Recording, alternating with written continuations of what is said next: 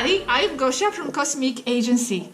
I'm doing this amazing video now because I know it's going to be incredible with Dale Harder again. I already did one interview with Dale. Dale, hello. How are you? Hi, how are you? It's so good to be with you again. Thank you so much. And actually, the reason why I'm doing this again, this interview with Dale again, is very special. It's a special reason. It's not just to talk and just to talk about, our views and spiritual ideas. That too, but there is a bigger and more profound and more special reason why we will be talking about this. And actually, I want you, Dale, to take it and actually explain yourself. What has happened recently? Why are we here together? Okay, and then I'm gonna go with my questions. So go ahead, Dale. Okay. You mean besides my life being turned upside down? Yes, and why? Since the last time we have spoken. Largely through your efforts, starting on May 26th, a couple months ago, 2.5 months ago, I was fortunate enough to actually meet my people, the Pleiadians, through you and their efforts. And as I understand it, they had a Federation Council meeting over me and decided and deliberated to allow me to come into the group. And with that, my Taygetan Pleiadian being was confirmed. And so I got to meet them for the first time, and it was beyond words. Let's pause for a second, yes, because there are here so many things. So first of all, yes, Dale has had the opportunity to speak with Swaruu and Aneka and the whole team. And the whole team. Yeah. The whole team. Yeah. Yes, I introduced Dale to them. It was a special moment, and as you will see from the first video we made, Dale has always perceived himself, has always known himself to come from Taygeta. And as he just now said, but in a nonchalant way, but it's important, it was confirmed by Swaruu and by the Taygetan team that he indeed has Taygetan roots. Maybe you can talk about that a little bit more. How did that happen? The first meeting was beyond comprehension, and it makes me very emotional. There are many times when I shed tears over this, and of course the first meeting with about 6 or 7 of the people. And I tell everyone, I says, it's like a room full of doctors, and it's hello, doctor, doctor, hello, doctor, doctor. And 20 minutes later, we're still saying hello. Introduction. So it's very formal interactions, but then, as things lighten up, and then everybody gets to know one another, and we relax along the way. So the last 2.5 months have absolutely changed my life. And interacting with them on a daily basis and getting to know everybody on the team and everything, I can't tell you how much excitement it has been. I would like to state, for the record, okay, that those people, that those of you that are listening, these are real people. They are on a spaceship, and they are here. They are not Gosha. They are not Robert, okay? And each and every one of them has their own wonderful and unique personalities, I have come to love them all very, very much, as well as Gosha and Robert and the team. And this has been an opportunity of a lifetime. It is what I've wanted and desired my whole life and what I knew. And so through their efforts and mine, and then they actually showed the databases and so forth and told how many Pleiadians have been here on the planet before and how many women. And according to the records and the database, there has only been 500 Pleiadian men ever been on Earth at any time. And there's only been up to 2,000 of the female. Yes. Just a quick clarification. When you talk about Pleiadians, you are referring to Taygetan Pleiadians, because within Pleiades there are so many races. And we are just talking about Taygeta and Taygetan Pleiadian men and women incarnating, whether through the immersion program or as starseeds just being born here recently. Precisely. And I'd like to iterate also that we are from the planet Era. Taygeta is the name of our star or sun. Okay, so there is that distinction, and there are several different Pleiadian races, species, but we're all interconnected. Yeah. So that being said, they looking at that database with, say, the 500 men, some have been lost, some have died, some were murdered, and some have never woken up. But out of the 500, the number that I'm showing on the database was number 214. And for me, that was particularly exciting because, as all of you out there know, that most of us associate our life or our daily things with a number or numbers that are our lucky numbers or that type of a thing. My number has always been 14, and the other number has always been 7. So if you take the 214, there's my 14. If you add the numbers up, there's my 7. So that was particularly cool. Exciting. Yeah, very much so. And then, of course, there was much, much more to be learned from the database and things at that time. So it is just, it's beyond words. It really is. So we will go into that about what you learned and what you have been talking about with Swaruu, because I know that communication continues for you. But first, let me how did you feel when you felt your identity, your Taygetan identity confirmed? Because it was something you felt all your life, but it was confirmed, especially the number was given to you, the number of a Taygetan man coming in, to Earth. How did that feel, the confirmation? Oh, God.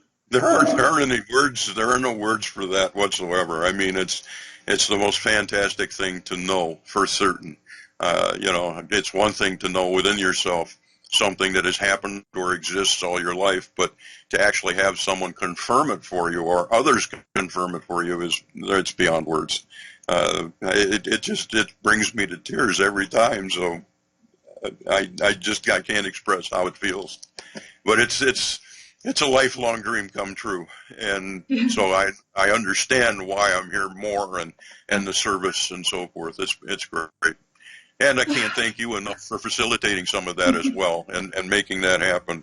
But just the thoughts of having the council convene over me is enough to blow me in the next year. So, yeah, and I realize that there are those out there that are also starseeds and feel that they too are part of this, and that may even be a better fit than myself. But to be confirmed as one of the Vanguard members, one of the early teams, that has been a life-altering change. And I thank the team, I thank Swaruu, I thank Annika and Brother Kellel. Believe me, it's beyond all words. Let me just maybe go backwards a little bit, explain how this happened, because just so you know, guys, I don't connect people actually with them. This is not my purpose to be. And me and Robert, we have been receiving so many requests. Please, I want to talk to Swaruu too, and me, everybody. Of course, I understand that, but it's not.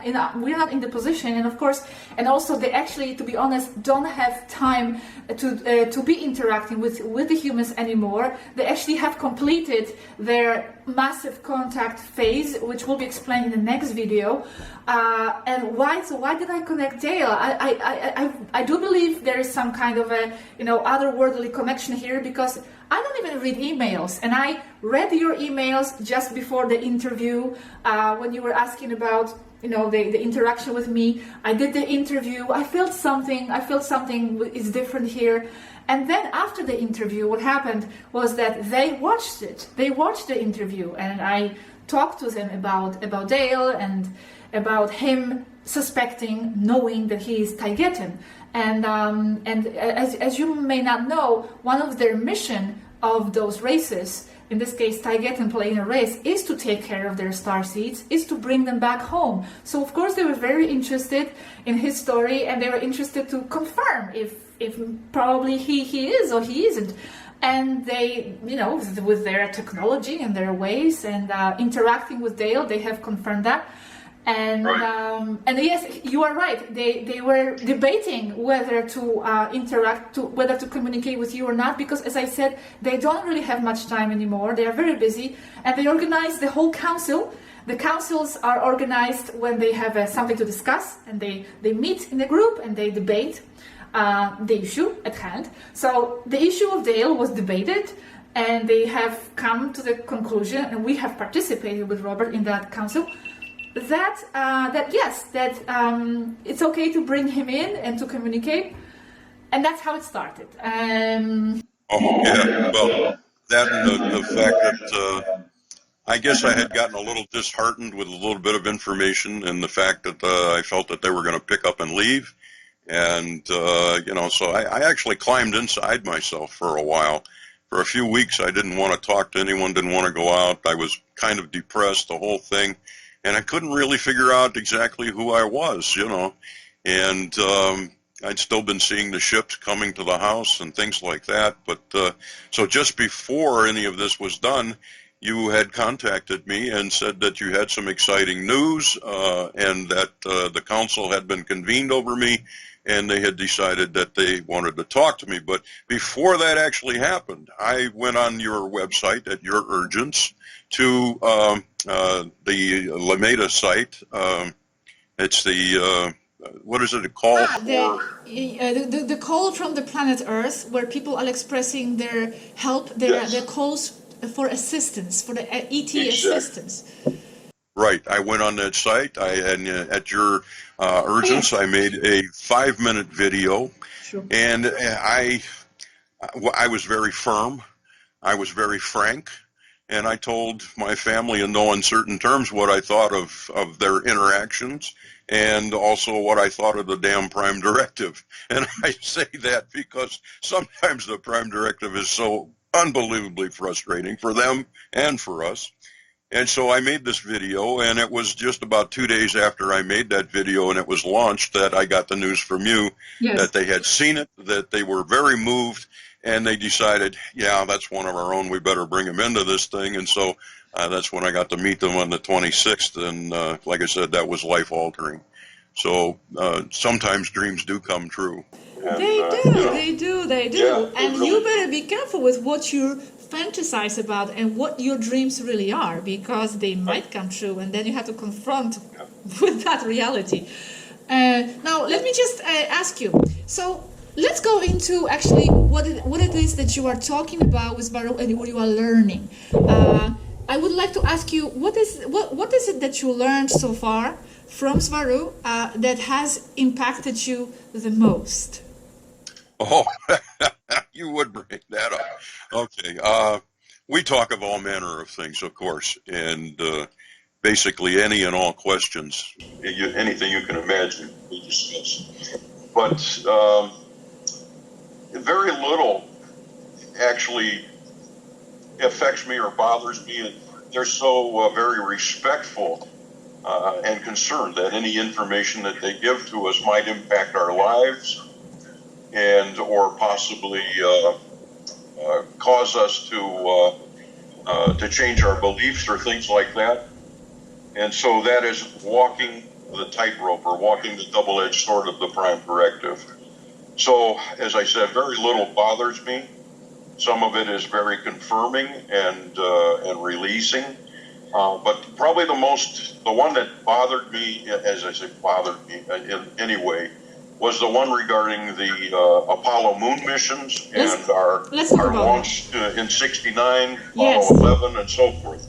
Let's talk about this. For those of you that have not heard me before, I am an ex-engineer, a scientist, engineer, rocket scientist, if you will, working for NASA for 12 years. And I worked on the space shuttle. I worked on the Atlas Centaur, I worked on the Atlas Agena, and I worked on instrumentation. I've been around that quite a while, and always wanted to work for NASA. I even wanted to be an astronaut. Yes. But there were restrictions on size and glasses and different things that prevented it. So I got to serve on the ground. And but all of us here, most people believe that we went to the moon and that we accomplished many of the things that we did, including me. The issue is that when we began to discuss in deep detail the moon landings, especially beginning in '69, that they really didn't happen. That these are basically fake and have been used in propaganda, and that most of the people involved, and that would be all of the launch controllers at Houston, all of the launch controllers in Kennedy, all of the various setups from NASA, whether it's Ames or Glenn or wherever, or Kennedy, these people all believed, as I did, that we actually went to the moon. According to Swaruu, whom I call Little Sister, and the reason for that is even though she's a powerhouse, she's about 5 feet tall. And so me being the bigger guy, I call her Little Sister. But anyway, Little Sister has told me that according to their scans, according to their efforts, they have not been able to find the retroreflectors on the moon. They have not been able to find any of the remains of the LEM or the landing sites. And according to their research and the things that they know and see, that the Saturn rocket, the LEM, and the various things, they just were not capable technically of taking us to the moon. And so I had to do a lot of research on that, and we had a lot of discussions back and forth.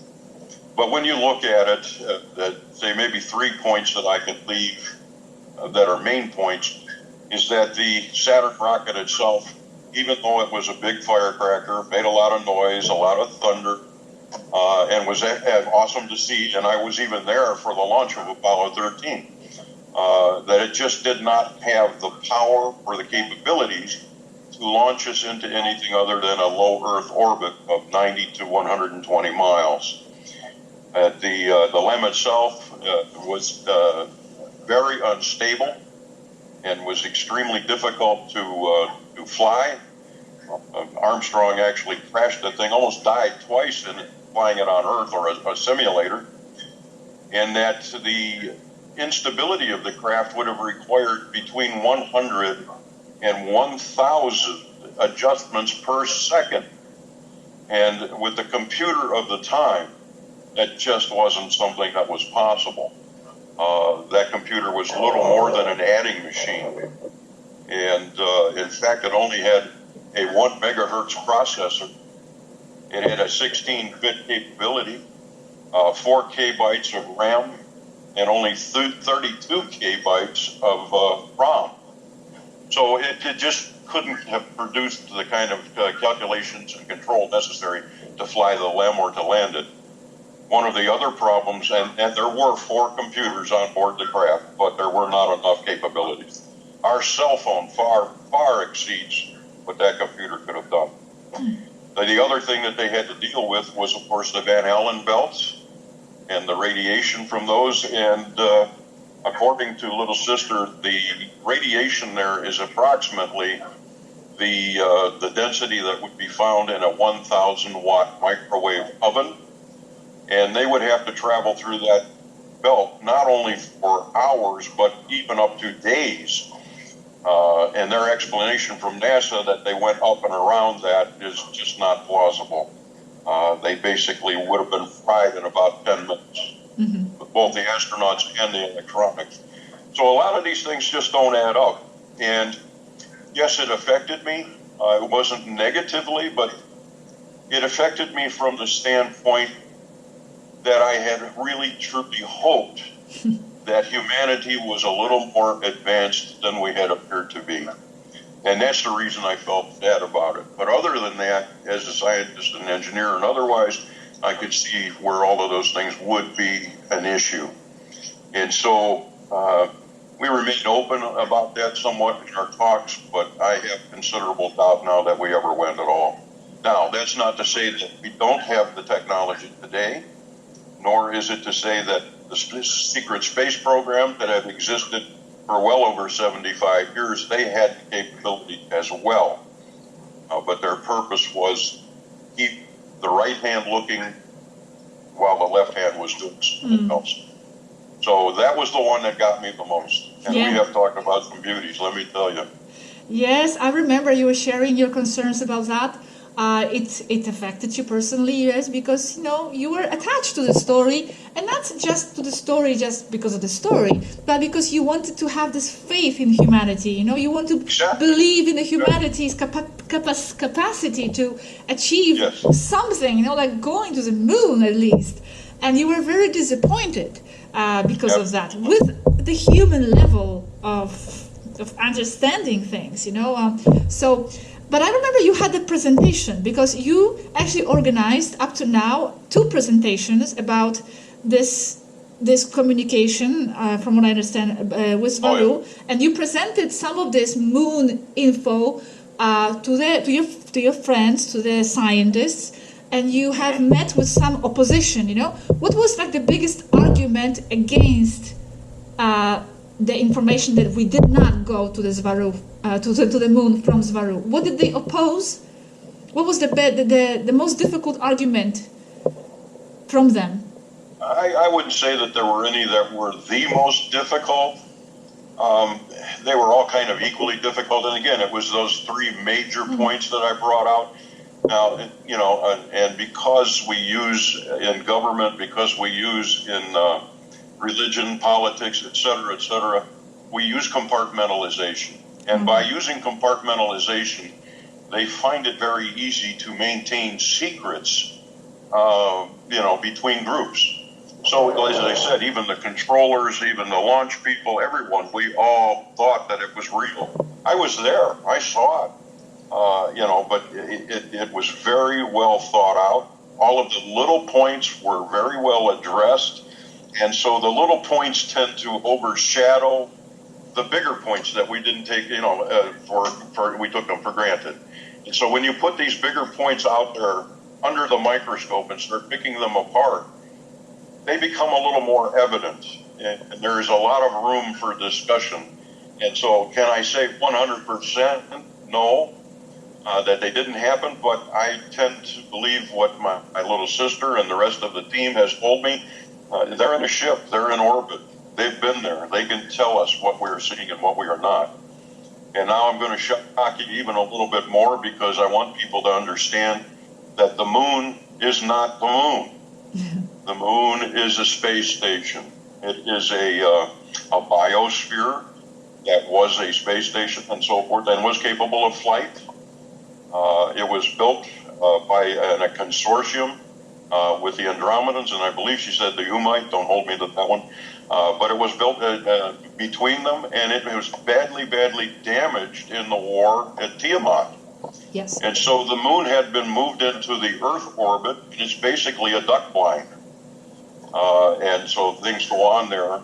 And what we see as the surface of the moon is actually a holographic projection. So there are projectors that are above the surface that project a surface of the moon back to us. And this is a 3D projection. And D is not dimension. It is density, referring to frequency. Everything, by the way, ladies and gentlemen, is frequency. It is not dimensions and so forth. It's not as you've been taught. It is a density. And the best way to explain densities to you is to say, for example, look at water.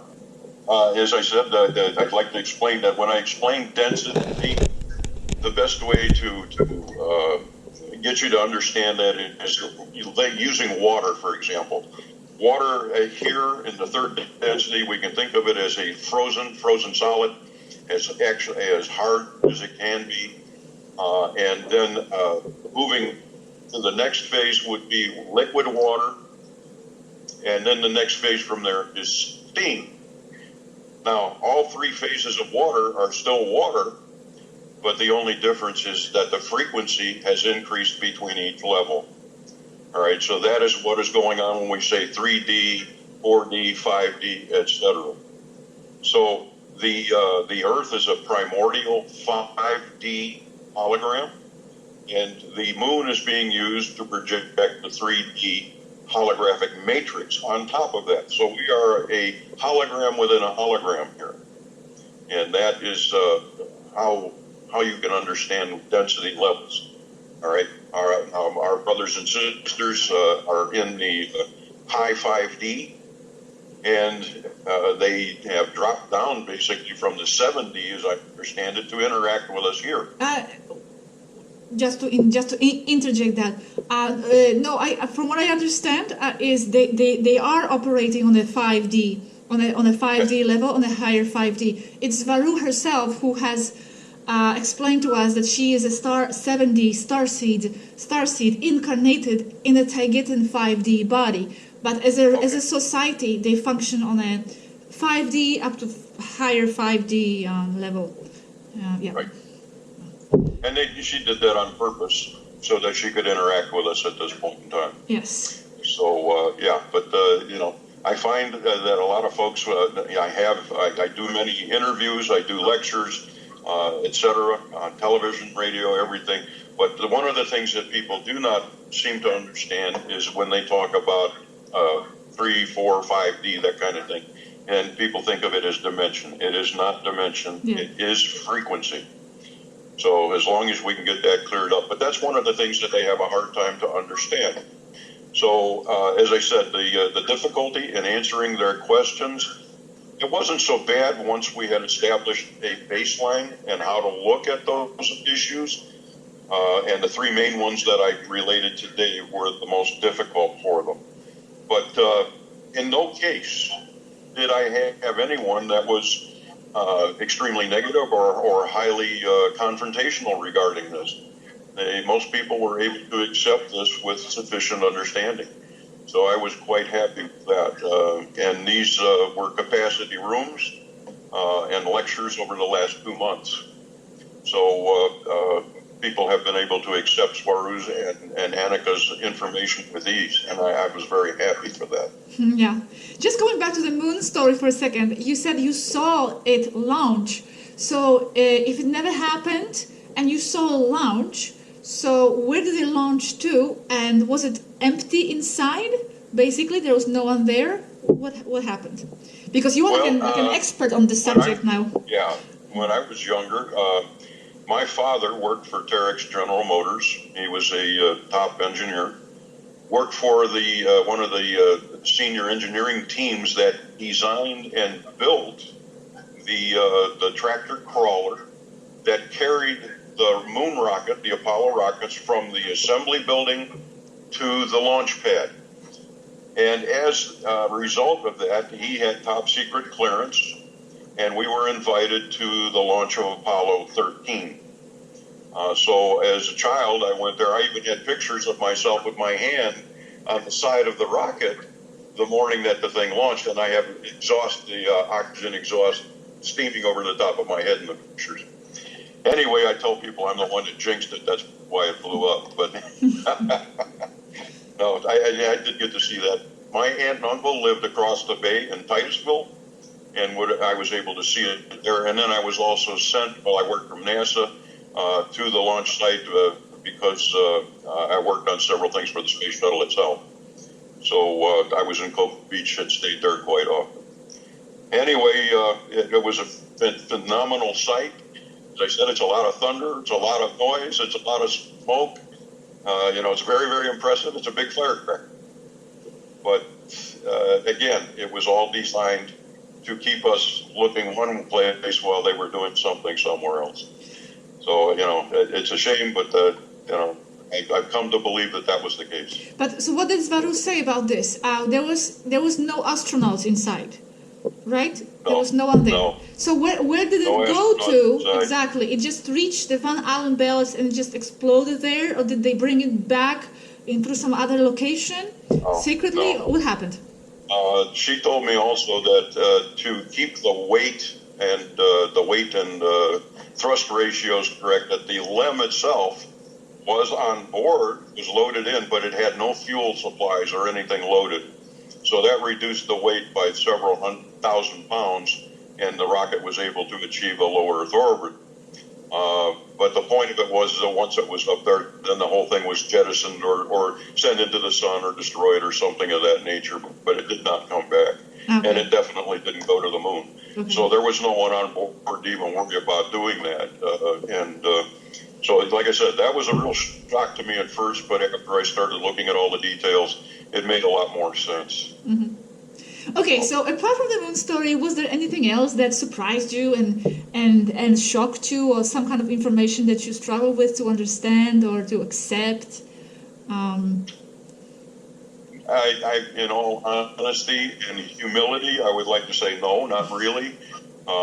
In fact, if anything, my family seemed to be kind of shocked at what information I had retained, especially regarding our technologies and our craft and all that stuff, which I've known my whole life. But so it all fell into place for me. Everything fit. And we were able to I am able to have pretty technical discussions with the team regarding those things.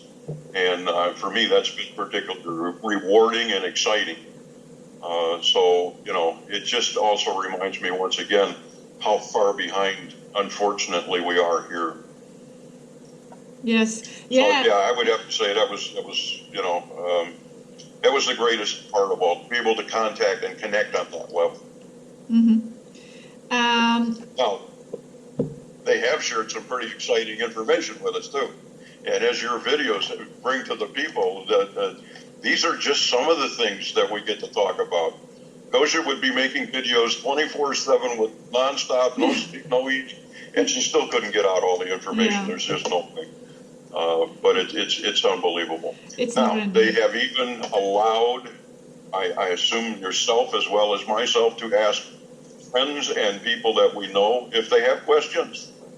And they have been very, very forthcoming in answering those questions and helping people with things. That's not to say that they're not going to give you the information who's going to win the lottery and if your boyfriend's going to break up with you or that kind of thing. No, not this kind of information. No, questions of relevance and things like that, they do answer gladly. And so they've been very forthcoming in everything. And sometimes these are not the things we want to hear. They're gonna hit us right between the eyes, and they have given us many different things like that, especially information on the Titanic.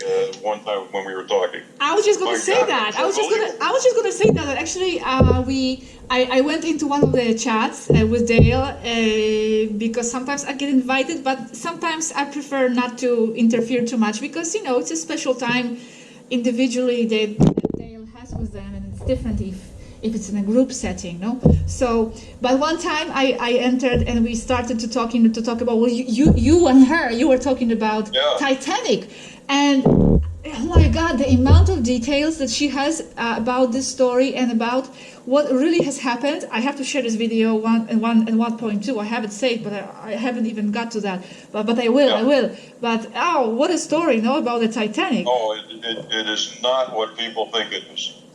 And the fact that the Titanic and the Lusitania are tied together. And I won't spoil it by telling that part of it, but when you do make a video on that, I think people are going to be amazed. Yeah. And so once again, all I can say is follow the money. It is always, that's the truth in telling, follow the money. I'd like to tell people that they are like us. They're like human beings, and they have the same issues and problems we have, just on a higher level. They need to understand that. I think it's very, very important for people to finally wake up and stop just looking at the lights in the sky, but get really interested in the crews and what they have to say, because they have been here and they've been trying to say hello for so many years. But what we have come across, the reactions in the Spanish world as well, that it has been welcomed. Of course, there are a lot of supporters, but there are also many so-called UFO investigators and channels who have been investigating UFOs and the whole phenomenon for so many years. But as Swaruu said a few days ago, as soon as they hear that actually there is a crew inside and they have something to say, they panic and they start to attack. And they start to, defame the whole thing, like it's not real. So we are stuck on that level of looking at the UFOs, and as soon as someone comes out and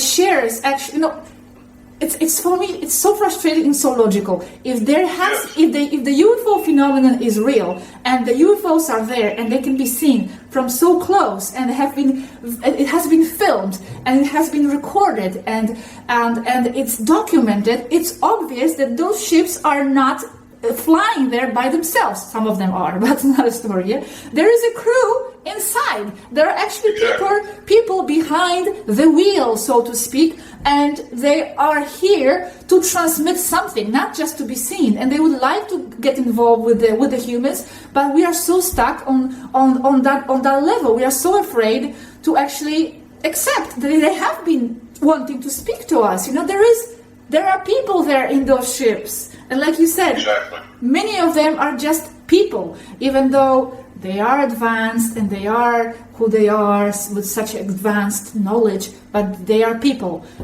Like you said, with emotions, with their issues, sad, happy. You know, every day Swaruu sometimes has a different mood. Sometimes she's happier, sometimes she's sadder. It's normal. Exactly. and they are so very overworked. You know, the amount of work that they have to deal with. They're in contact with less than 8 people on the planet, but there are so many things that they are watching over and being involved in everything. And it's amazing, and they are so understaffed. And at this point, they are the only Pleiadian craft in the quadrant. Taygetan Pleiadian.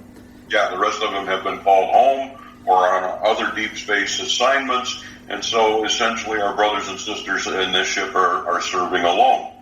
And so this is a great deal of effort on their part. Now I know and I can hear everyone out there saying, why don't they just make contact? Why don't they just show themselves? When are they going to do this? When are they going to do that? I would like to make something perfectly clear.